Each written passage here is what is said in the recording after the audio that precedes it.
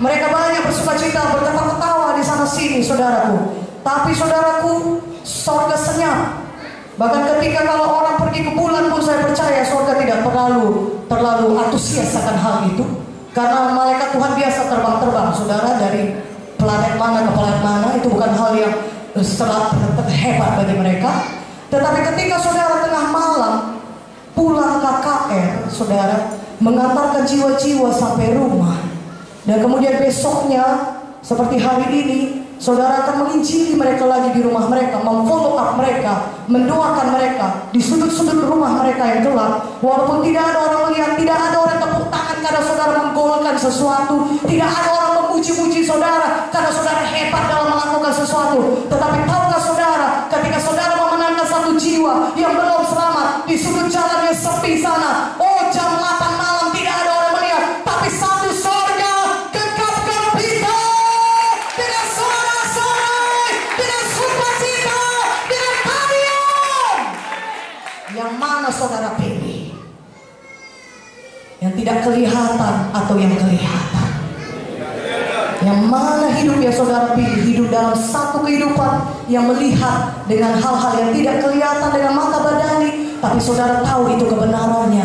Ketika saudara pergi menginjil, saudara pergi melakukan visinya Tuhan, orang lain mungkin tidak nampak, tetapi ada satu kerajaan kekal surga yang bersorak-sorai untuk saudara. Haleluya! Ketika satu orang diselamatkan, katakan amin.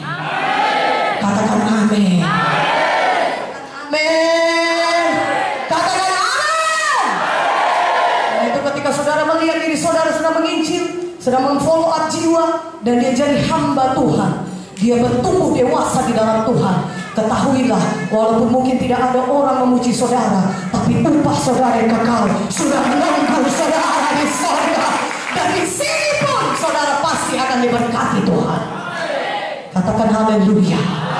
Katakan haleluya. Nah, saudara kekasih dalam nama Yesus, Musa berkata, Tuhan, ya, dia berkata ke berikutnya, Tuhan, aku tidak punya apa-apa. Bagaimana jika mereka tidak percaya kepadamu dan tidak mendengarkan perkataanku? Yang berkata, Tuhan tidak menampakkan diri kepadamu. Tuhan berfirman kepadanya, apakah yang di tanganmu itu? Jawab Musa, tongkat Tuhan. Bagaimana kalau nanti aku pergi, aku ini punya apa Tuhan? Gembala domba, uang pun gak ada. Apalah aku punya Tuhan? Apa kata Tuhan kepada Musa? Musa, apa itu di tanganmu? Tongkat Tuhan. Pakai itu, kata Tuhan. Apa yang ada di tanganmu itu? Pakai, kata Tuhan. Dan Tuhan berkata, pukulkan itu. Jadi ular. Pukulkan kembali. Tangkap ular itu. Jadi tongkat kembali. Saudaraku, Tuhan sudah berkata kepada kita, apa yang kita punya di tangan kita, pakai itu untuk mengerjakan visinya Tuhan. Haleluya. Tuhan sudah taruh sesuatu di tangan saudara, sesuai dengan visinya Tuhan bagi saudara. Lebih daripada cukup bagi saudara untuk menyampaikan visinya Tuhan.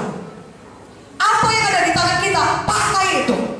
Semua kita punya sesuatu untuk dikerjakan, untuk diberikan kepada Tuhan. Katakan amin.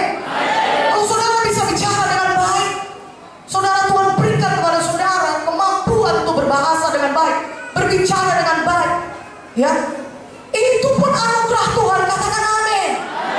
Pakailah untuk menginjil, pakai itu mengerjakan visinya Tuhan, pakai itu memuridkan jiwa-jiwa. Katakan amin. Itu satu kemampuan diberikan Tuhan kepada saudara. Saudara lihat banyak orang di KKR semalam, saudara, berjalan pun susah, tapi puji Tuhan sudah mengalami mujizat Tuhan.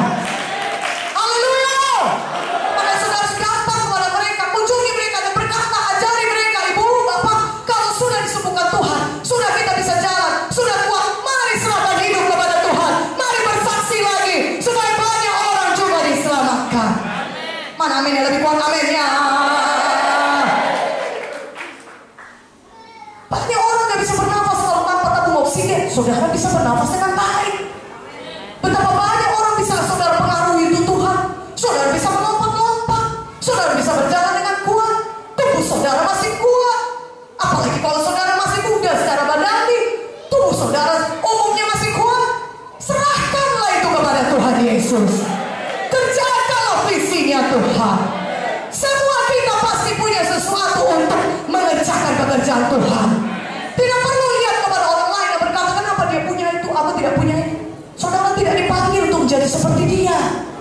Tidak perlu mencemburui apa panggilan orang. Tuhan tidak menuntut saudara untuk menjadi seperti dia. Saudara tidak disuruh Tuhan berkompetisi satu sama lain. Kita suruh Tuhan berlari-lari mengejar panggilan Tuhan. Jadi kita bukan berkompetisi satu sama lain, tapi apa panggilan Tuhan dalam hidup saudara, itu yang saudara kejar, itu yang saudara capai. Amin. Itu makanya ketika saudara lihat orang lain melayani Tuhan, diurapi Tuhan, tidak usah cemburu, bersyukur. Tapi jangan pula parkir kita pada tempat kita. Mari kita jalan terus, kerjakan visinya Tuhan. Kita pun ikut menyala-nyala. Amin. Haleluya. Jangan seperti asbestos, saudaraku. Tahu saudara asbestos tahan api. Orang lain semua sudah dijamah Tuhan, semua menjadi hamba Tuhan. Saudara tetap diam. Saudara tetap lipat tangan. Kita lihat apa yang akan dilakukan oleh hamba Tuhan ini. Semua orang sudah sebut, Tuhan pulihkan aku, Tuhan pakai aku menjadi hamba-Mu. Air mata sudah mengalir, saudaraku. Orang mengalami perjumpaan dengan Tuhan yang mengubahkan hidupnya. Saudara, asbestos tahan api. Saudara tidak tergoyahkan sedikit pun. Saudara tetap memandang dengan angkuhnya. Apalagi yang akan terjadi, kita lihat saja dulu.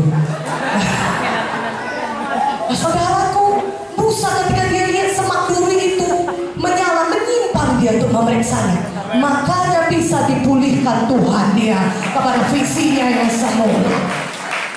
Katakan amin. Tuhan melihat hati kita. Tuhan melihat kerinduan hati kita. Tidak apa orang lain tidak melihatnya. Tidak ada di orang di padang Midian di gunung Horeb itu, cuma Musa seorang diri. Tapi Tuhan tahu